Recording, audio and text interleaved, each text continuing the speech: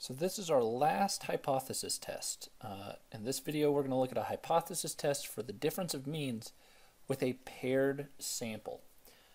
So this sounds like it's going to be very similar to the ones that we did in section 11.1. We did a hypothesis test for the difference of means. But in that case, you'll recall, hopefully if you watched that video, that the example we did was testing a blood pressure medication. And we had two different groups of individuals. We had one group that took a placebo and one that took an actual drug. We compared their outcomes to decide whether or not that drug was effective. In that case, the key difference between what we were doing there and what we were doing here is in that case, there were two separate groups of individuals. In this case, when we say that we have a paired sample, we're going to be looking at two samples, but the samples are going to come from the same group of individuals. So a lot of times this will be like a before and after type scenario. You'll take some measurement of a group before they go on a diet and then after a diet to determine the effectiveness of the diet. Or maybe it's to compare different features of a group. I want to compare how much weight I can curl with my left arm compared to with my right arm. And the idea is, in these cases, it makes sense to stick with the same group of individuals for both samples. It doesn't make sense to compare my left arm strength to Arnold Schwarzenegger's right arm strength. It only makes sense to compare my left arm strength to my right arm strength. And that's what the idea is when we talk about a paired sample. So these compare either different features, as I just mentioned, left arm versus right arm strength of the same individuals,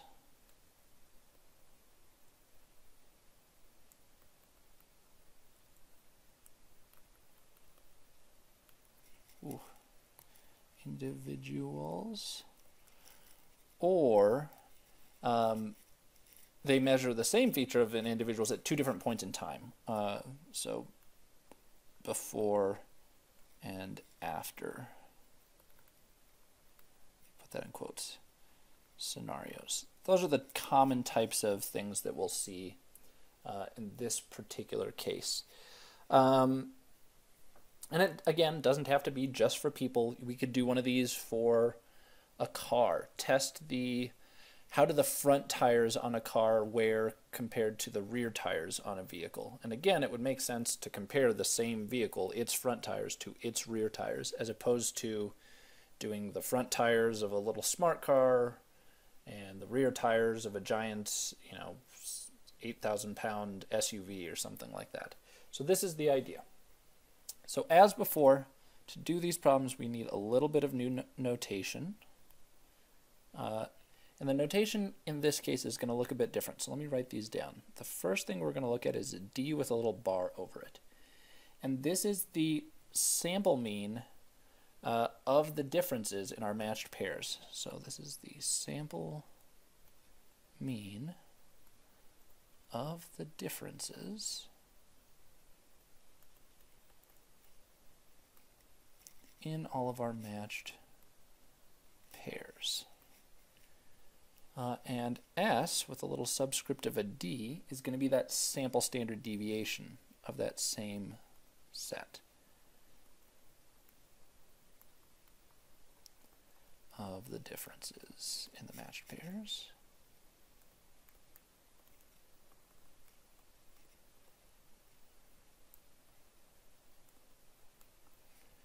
And lastly, mu sub D will be the thing that we're trying to predict. It's going to be the population mean of the differences in our matched pairs.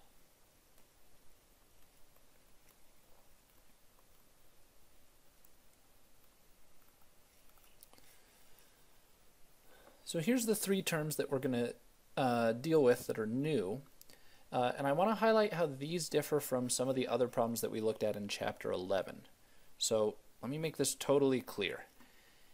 in 11.1, when we did a hypothesis test for the difference of means, it was that blood pressure medication example, so it wasn't a paired sample. I'll call it an unpaired sample maybe in that case. So two different groups of individuals. We had two of everything. And we don't have two of everything here. We just have one of everything. And the reason was, what we did in that particular case is we took our two groups and we computed the statistics on each of those two groups separately. So we computed the mean blood pressure medication or blood pressure drop in the group that took medication, the mean blood pressure drop of the group that didn't take the medication, and then we computed that one difference. We looked at a single difference of these multiple means. In this case, we're doing things in a different order. We're taking the differences first. So we're taking the before and after difference, or the left arm, right arm difference, for a bunch of individuals. So we have a big long list of differences, and then we compute one single mean of that list of differences. So just as a side note here, to make this totally clear, in 11.1, the previous section that we did, we looked at a single difference of multiple means. So we had, in that case, two means.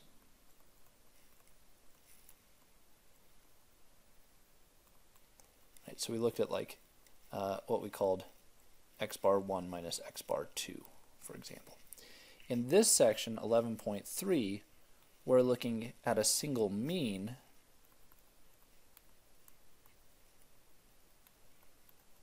of multiple differences.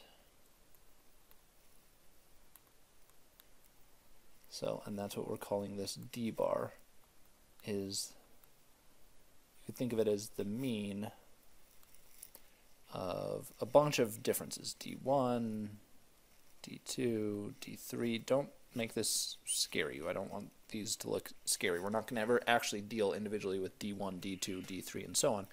But the idea is, maybe the example we're going to do in a little bit has to do with running times. So basically, we're going to compare a group of runners, how fast they run a mile when they stretch versus without stretching. And so D1 would be the difference for the first runner, and D2 would be the difference for the second runner, and D3 would be the difference for the third runner. We'd compute all these differences in their times to figure out a big long list of differences. Then we compute a single mean. So we, in this case, are computing a mean of a bunch of differences. In 11.1, we computed a difference of multiple means. So a mean of multiple differences, or a difference of multiple means. That is the other big distinction here. So just keep that in mind. If that seems confusing, don't worry about it too much. The whole point is we're only going to have one value here because all we've got is this single mean, and it's a mean of a bunch of differences. And that's why we don't have two of everything. We aren't trying to take a difference of these two different quantities. We've already taken a bunch of differences, all of these differences, and we've got this one single mean already computed. We have some conditions for this type of test. They're the same conditions that we've seen in problems that don't involve population proportion. So in all of the ones that involve means, where we need a simple random sample,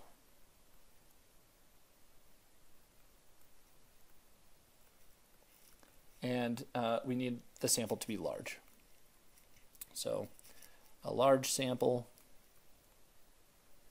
meaning we want n to be greater than 30, or we want the population that we're drawing from to be approximately normal. So in this case, or we want d bar, the distribution, let me write it this way. We want, or let's write it this way, the list of differences, let's say it that way, the differences should be approximately normal. And in this case, what they mean by approximately normal means no strong skewness or outliers.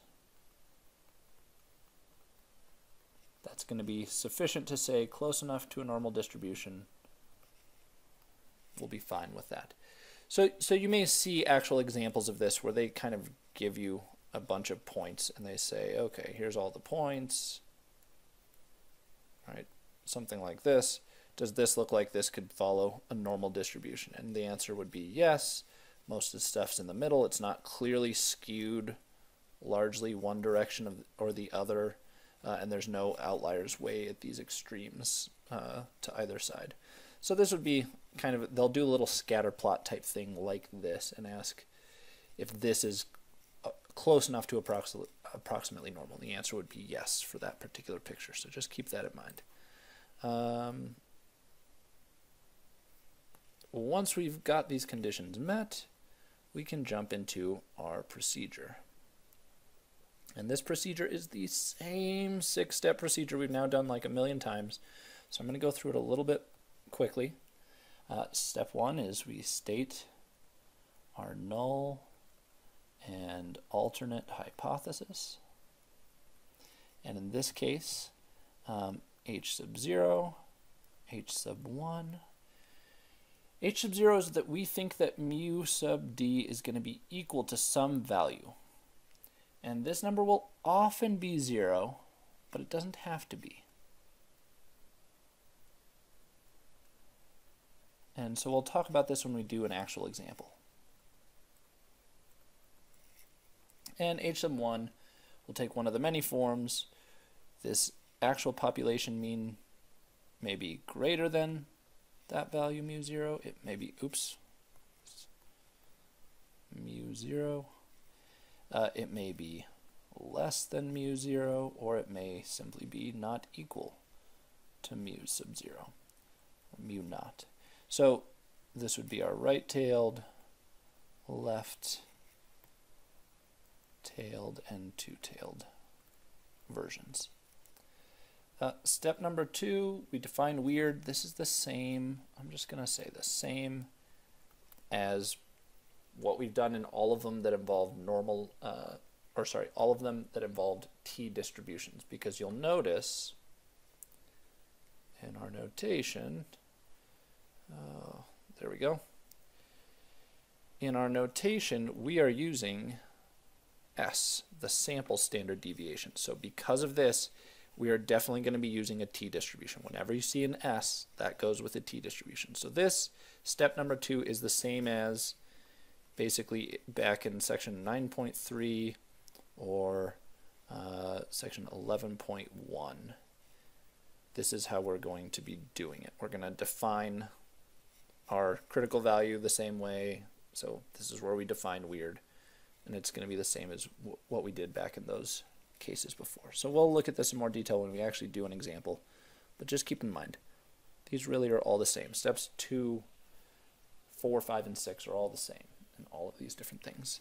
Step number 3 is where we compute our test statistic, and again this formula will look slightly new. It's not too scary. The test statistic is a t-score in this case, remember, because we're dealing with S, and it's going to be, I'm going to take the observed difference, or average difference, so the sample mean of all those differences, minus the value of mu naught, so the assumed value from the null hypothesis, and then I'm going to divide by the standard error. So these are the same 3 things. There's our evidence, here's our null hypothesis value, and this is the standard error. They all take the same form.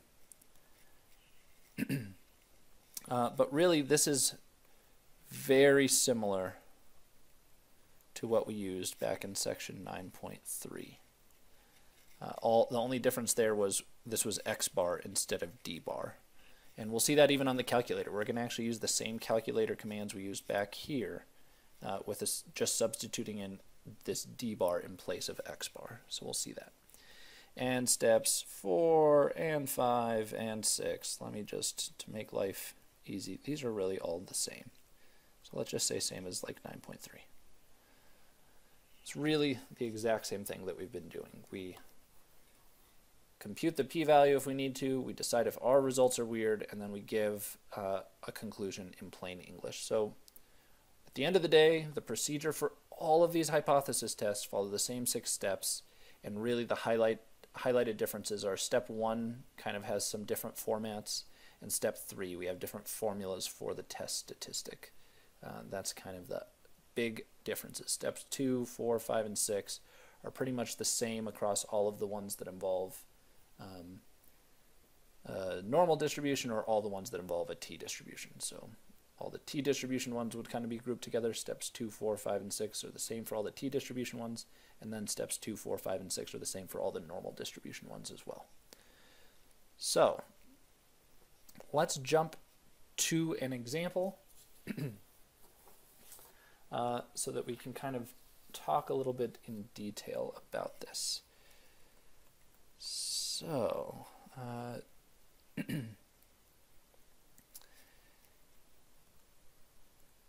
a group of, let's say, 16 randomly selected runners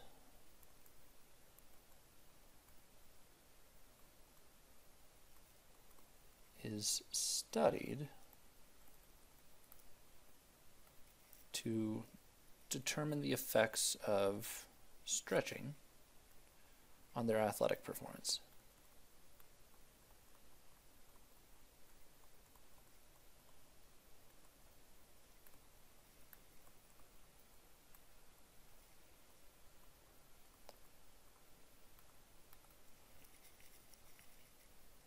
Period. There we go. So this is going to be long, so get ready to write. Let me give us some room because this is going to be a little mini novel that we're writing here. Okay. So on one day, they each run a mile with stretching, and then on a following day, so on one day, they are each timed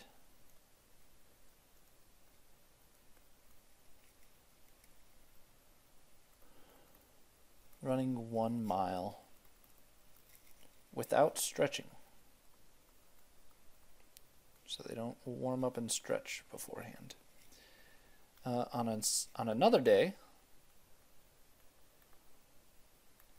that we want to be as similar as possible, so similar in conditions like wind,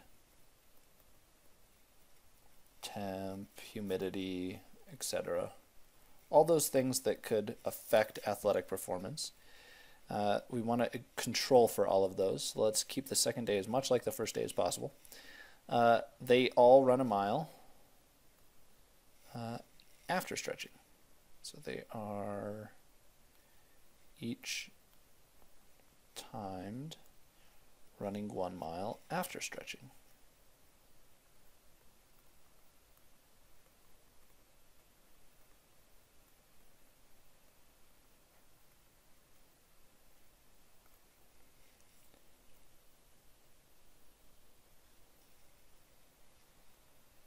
The mean difference in their times. So we take the times of each runner and we compute the average of that big long list of all the differences for all 16 runners. So the mean difference in their times is, let's say, 3 seconds with a standard deviation of 4 seconds.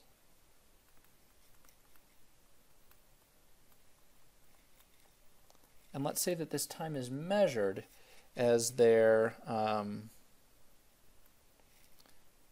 so the difference is measured,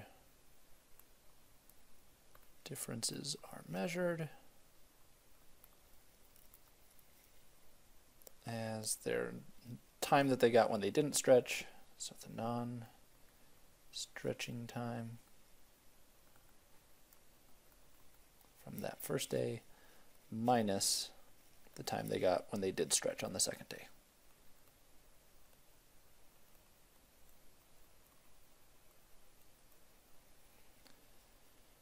Okay, so basically we took a list of differences where we measured their day 1 performance when they didn't stretch minus their day 2 performance when they did stretch, and we got the big long list of differences. We computed the average of that list of differences, and that average wound up being 3 seconds, and the standard deviation of that list of differences was 4 seconds.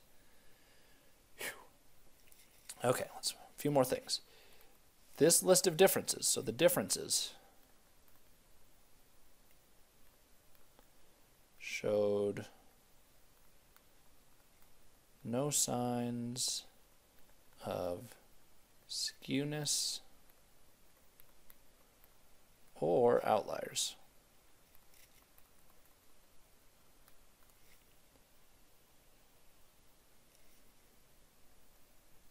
Does stretching improve performance?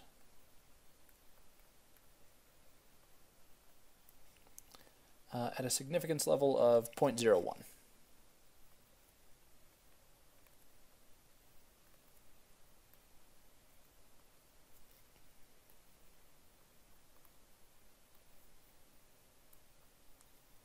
Come on, pen. 0. There we go, 0.01. Okay. Whew. Okay, so there is our question. Let's just go through this together because there's a lot to unpack here before we jump into it. So we've got a group of 16 randomly selected runners, and we're studying them to see whether or not stretching improves their performance. On one day, they all run a mile, we timed them, they didn't stretch. A second day, under similar conditions, they each run a mile, we time them, but it's after they stretch. We compare the times. So we take the difference between, down here, the difference between the day that they didn't stretch minus the times they got on the day that they did stretch, and we find that that average difference turns out to be 3 seconds with a standard deviation of 4 seconds. This list of difference doesn't show any signs of skewness or outliers. We want to know if stretching improves the performance. So let's go up. Let me do this for a minute. Zoom out a little bit.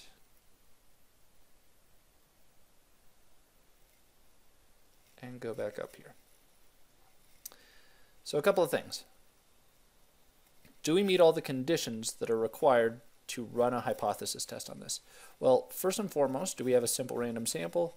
Yes, we selected the runners randomly, so we're in good shape there. The second one is, do we have a large sample size? And in this case, the answer is no. There's only 16 runners. So we didn't meet the condition of having a large sample. But we did meet this second condition. The difference is if we don't have a large sample, we can still proceed as long as the differences are approximately normal, meaning that they don't show any strong skewness or outliers. And that's why this entire sentence down here was necessary. We needed that sentence to indicate, because we had a small sample size of only 16, that we needed to indicate that at least the results that we got looked approximately normal. So that's why that sentence wound up being necessary. So let me delete that. Okay, so we've taken into account, we've met the conditions, and we've taken into account why this sentence was necessary. The next thing I want to think about is, we're asking if stretching improves performance. So to do this, we need to answer this question, we need to think about what it means to improve performance in the context of running. Okay, so what we did is we found that the difference was measured by taking the time when they didn't stretch minus the time when they did stretch. And we got a number +3 out of that. So what we just did, let me just write this here, maybe erase in a minute.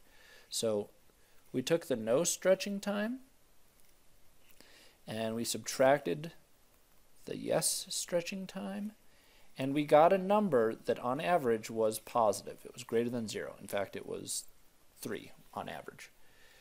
So if we got a positive number out of this, that means that this number must have been bigger than this number. So this must have been a larger number, and this must have been a smaller number.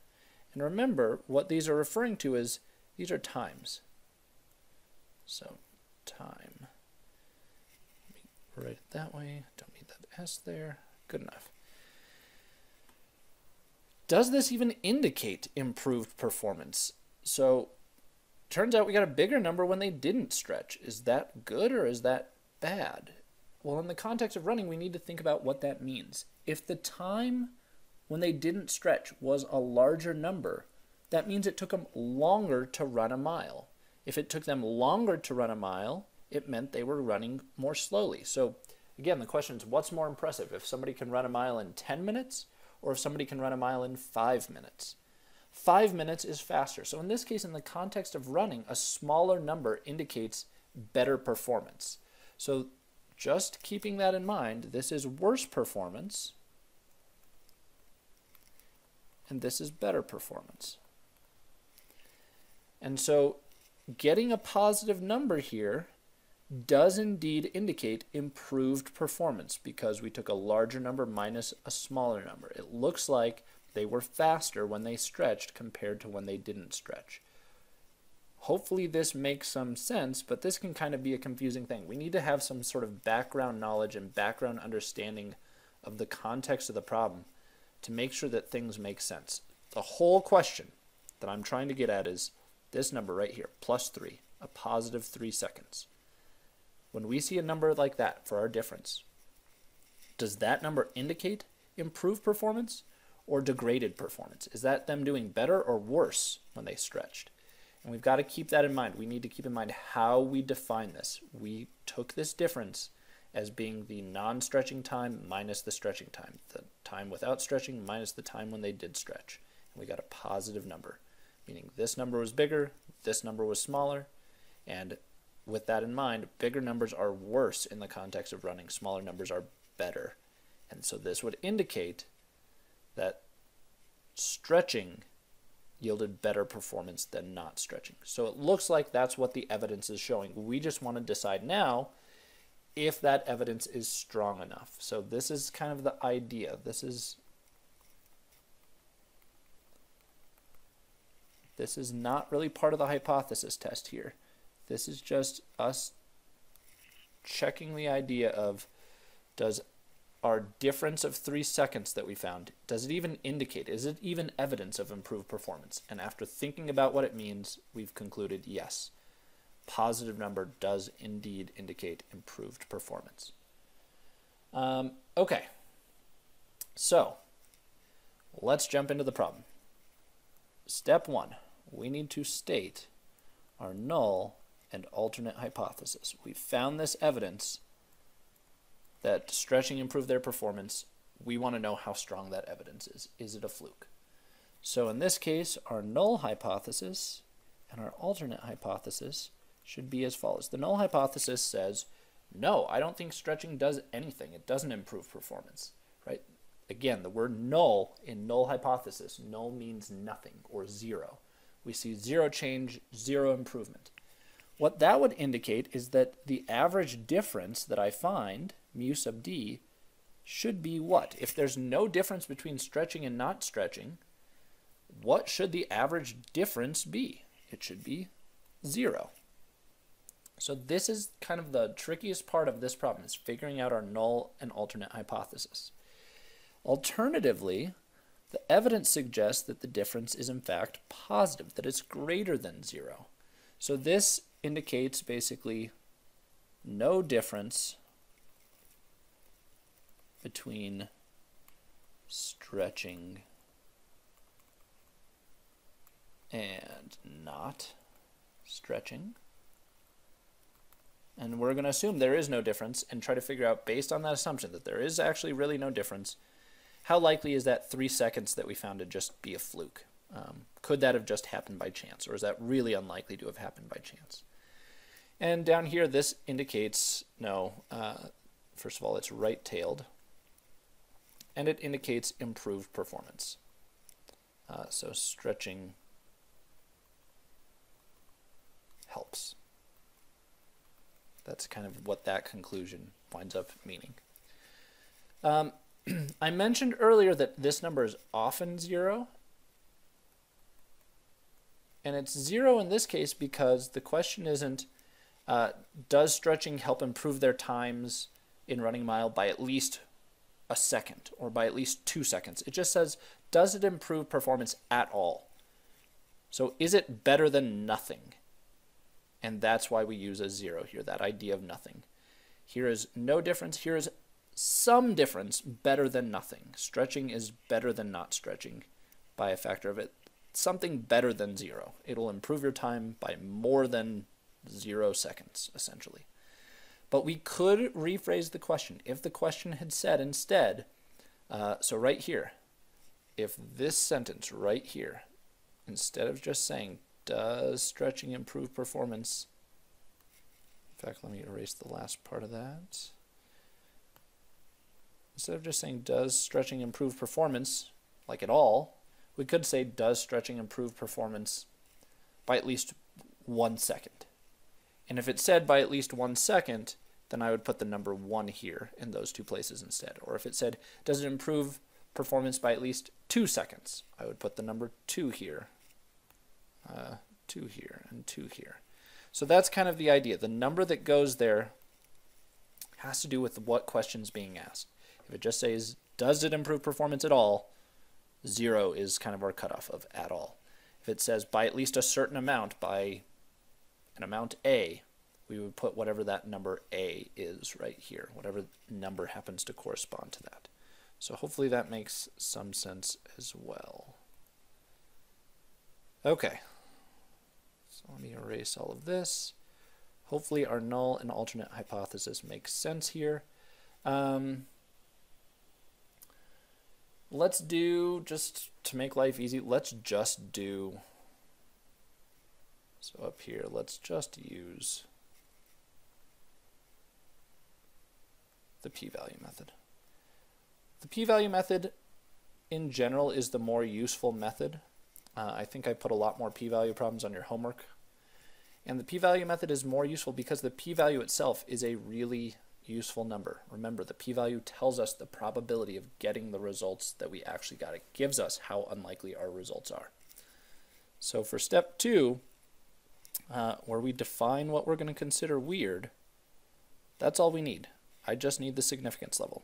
If we're doing the p-value method, all I need is alpha, and alpha is 0.01. We're going to consider something weird if it happens less than 1% of the time. Step number 3. Here's where we compute the test statistics, so where we actually look at our evidence. And our evidence says the following. So here's the formula again, just to remind you. It's d bar minus mu 0 over SD over the square root of n. We found an observed difference of 3 seconds minus an assumed difference of 0. This is our number right there that we plug in. There's our, I guess I didn't need to scroll for that. But that's where we're getting that 0 from. That's the mu naught. And we're dividing by 4 over the square root of our sample size, which is 16.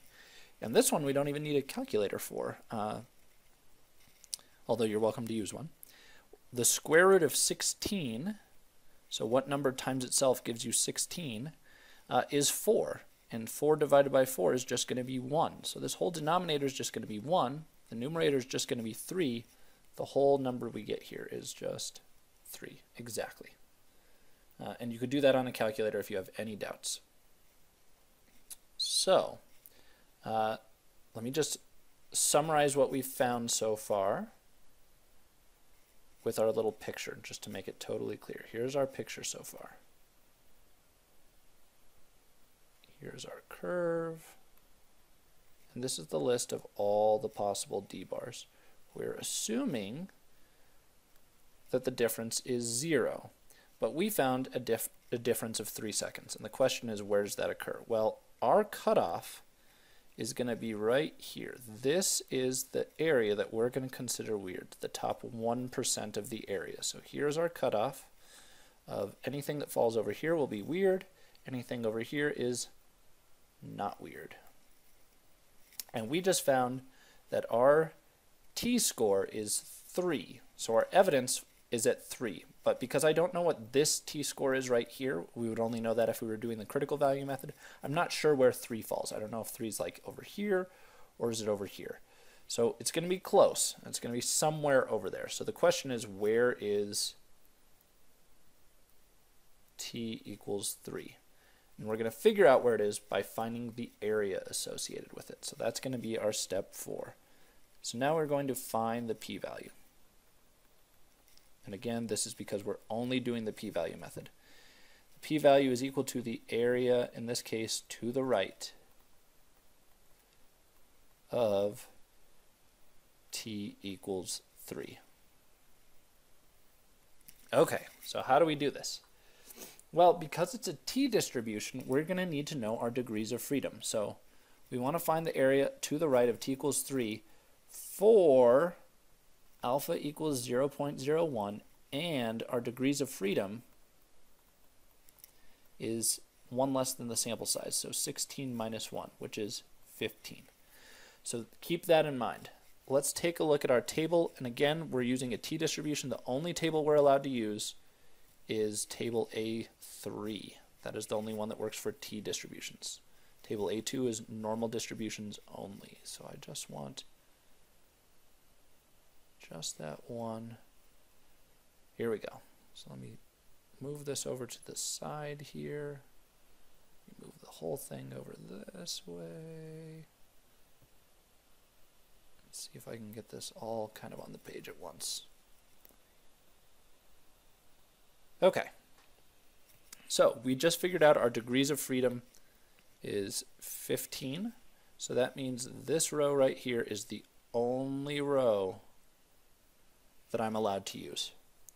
And we're trying to find the area associated with the t-score of 3. So our t-value is 3. 3 clearly does not show up in this list of numbers. So going through this, these are all the t-scores, and I don't see 3 on here. It's somewhere between those two numbers. So I need to write those two numbers down. One is 2.947, and the other one is, let's see, 3.286.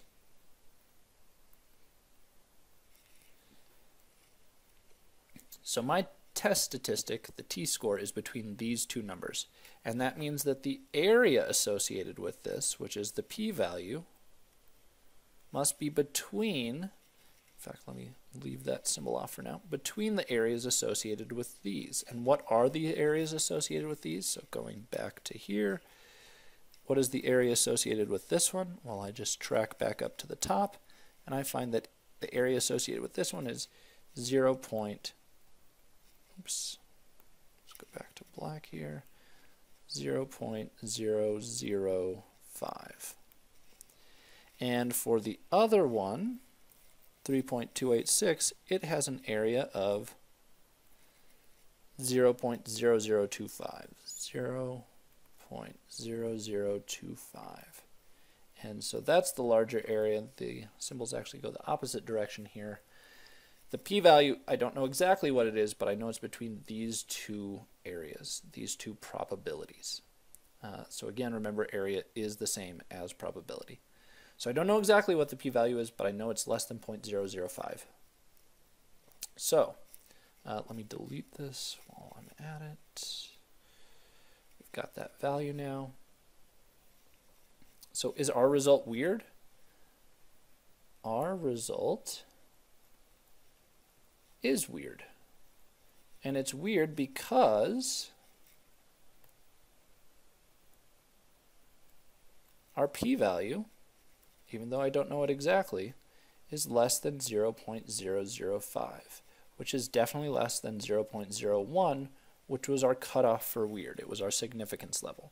So in this case, the probability of getting the results that we got by chance is less than 0.005.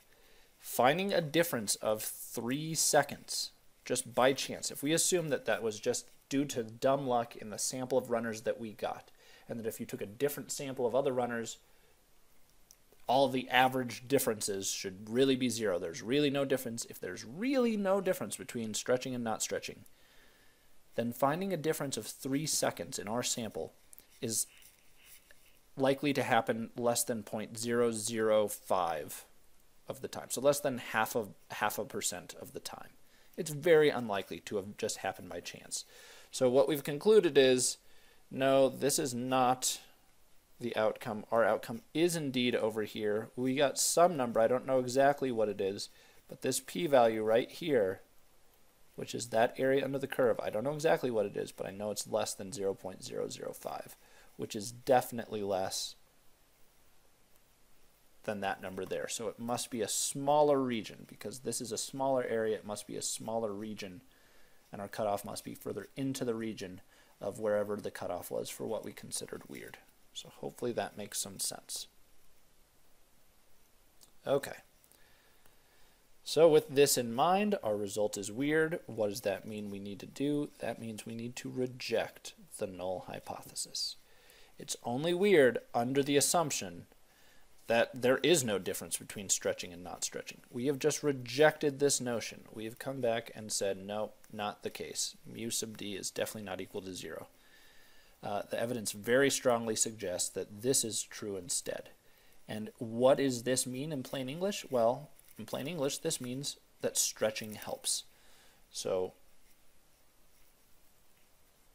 we can either just say the evidence strongly suggests that stretching helps. We don't even need to say to mention the evidence. We could just say stretching improves running performance. Alternatively, you could mention the evidence and say the evidence strongly suggests that stretching improves running performance in these 1 mile runs at least.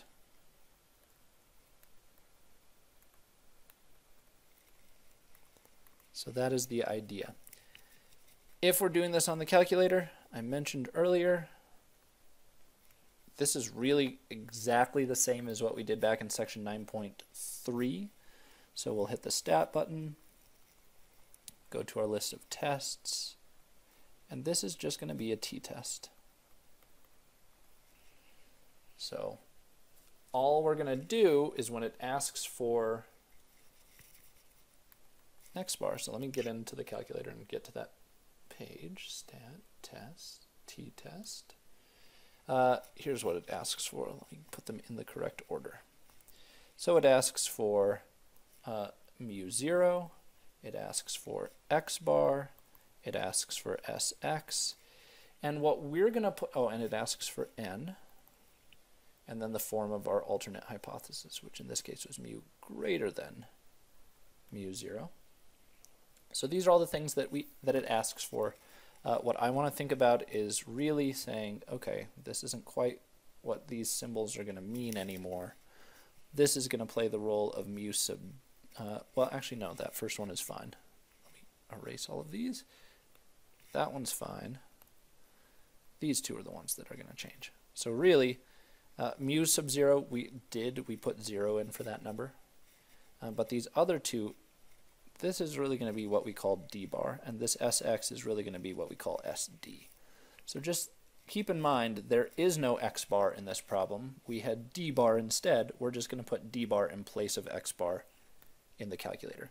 So our d bar, the average difference, the mean of the differences that we did find was 3 seconds, and our standard deviation excuse me, of those differences was 4 seconds, and our sample size was 16. And so if I plug those in, 0, 3, 4, 16, and pick the appropriate form of the alternate hypothesis, and hit calculate, it will spit out that t is equal to 3, exactly as we expected. So this is our step 3, our test statistic. And then it'll actually give us the p-value. So it just calls it p again on here, but the p-value is 0.0044486 ... which does indeed agree. So this number right here should agree with what we found right there.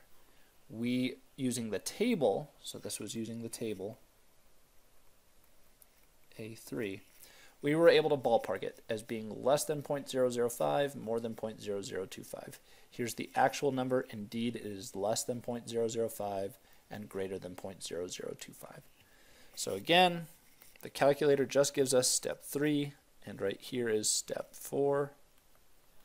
It's up to us to draw the appropriate conclusions from that information. So this is our last hypothesis test, the last section. Go through these on your own a little bit, and I will hopefully have a review up relatively soon where I can, again, try to guide you through how do you pick which approach to take for which type of problem. It'll do a quick review of all the different notation, what all the different symbols mean, because I know it gets very confusing. And so hopefully, if you're still feeling a little foggy on some of this stuff, that video will kind of clear all of this up a little bit and make it easier to kind of organize in your mind which type of approach goes with which type of problem. So, good luck.